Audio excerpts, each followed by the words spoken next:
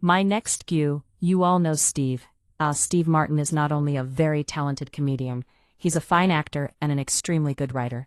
He's got a new movie out which opened nationwide, called Dirty Rotten Scoundrels, which he co-stars with Michael Caine. Would you welcome Mr. Steve Martin A? This isn't night this, right? I got another one here. It says, this is the plate that Steve Martin ate a sandwich from before being bombed, before he bombed on The Tonight Show. Well, you got that nice positive attitude. How are you? Good to see you.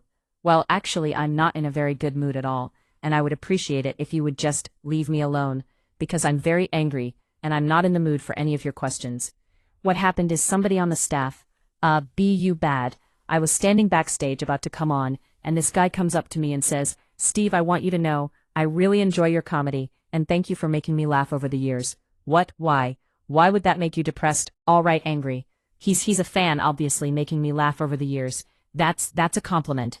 Okay, it's another way of looking at it. Well, I mean, it must be the holiday season. Maybe I was wrong. Well, you must be. I feel much better now. You must be depressed or something. What's been going on in your life? I don't know, Johnny. Absolutely nothing. Absolutely nothing's been happening at all. Nothing at all. No, I've made a movie. I haven't been home for 8 months, which I'm sure all the burglars in the audience going, oh, if we only knew. I did a film in France, and that took 3 months, and then I did Waiting for GDO, and that took 3 months. That's a big change. I know there's a missing 2 months, but I read nothing. But you couldn't get in. You guys, you and Robin played Waiting for Good Beckage play in New York, to an average of about 250 people a night, a small theater, about 300. Yeah, it was, tremendous, experience and all that, and blah, blah, blah, blah, blah. I really was. And then, and I came back here and wanted to, relax, get out of the business for a while, because I've been away for so long. The cats hadn't seen me in 8 months, and it was like, excuse me, what are you doing here? That's what they said when they saw me. But CS, I understand. What I hear, it's funny, is they can't talk. True, I never thought of that, but cats like dogs have a short-term memory. Though if you leave for half an hour, it's the same as you left for 6 months. They tend to curl up and go to bed when you're gone. And then when they come back, it's like, oh, they really don't know. There goes my cat routine, which I won't be doing much anymore. Yeah. Okay, no. Oh, we going to commercial? I think we are. And really, you got to get out of this depression. I mean, okay, we'll be right back. I thought you were really esteemed or something. I just went to wash my hands. I'll tell you about it in a minute.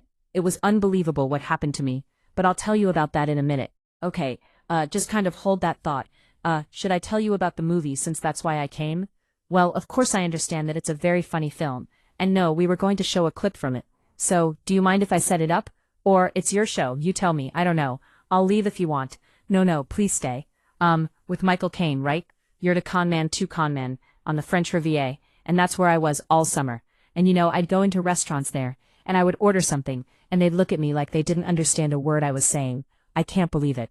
So, anyway, I have to set this clip up, because it's kind of complicated.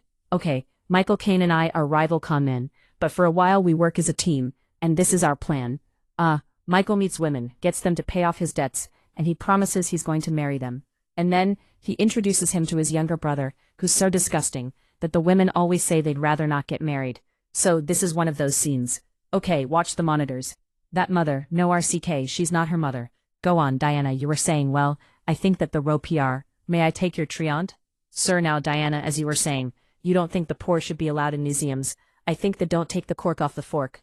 Why is the cork on the fork? To prevent him hurting himself. Remember, we have wonderful news. Diana and I are going to be married. We're all going to live in Palm Beach. Rootbury. Excuse me. May I go to the bathroom first? Of course you may.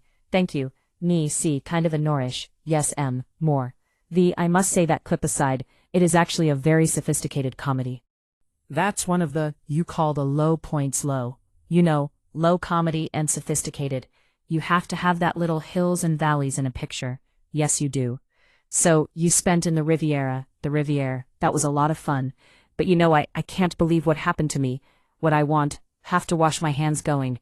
And there's a guy back there, a different guy, and he says, I saw your film, and I thought it was really funny. It's like I need that, right before I come out here. What is with these people? He meant it as a compliment. He likes you. That's a compliment. I don't understand. Maybe I shouldn't have slugged him. You hit the man. Yeah, it's been a bad year for me. Actually quite good really, playing this movie Dirty Rotten Scoundrels. I actually became a Dirty Rotten SC, sorry you, this year. I lied a lot to people. You yourself? Yes.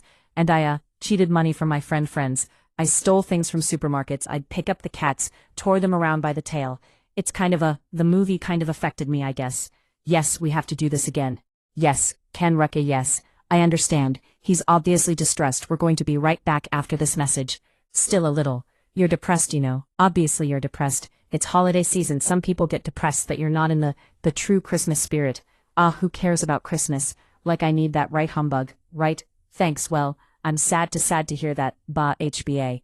Hi Santa, have you been a good boy Stephen? Yes I have. Haven't done anything wrong, no not really, no. Haven't told any lies, no sorry, I'd been kind to animals.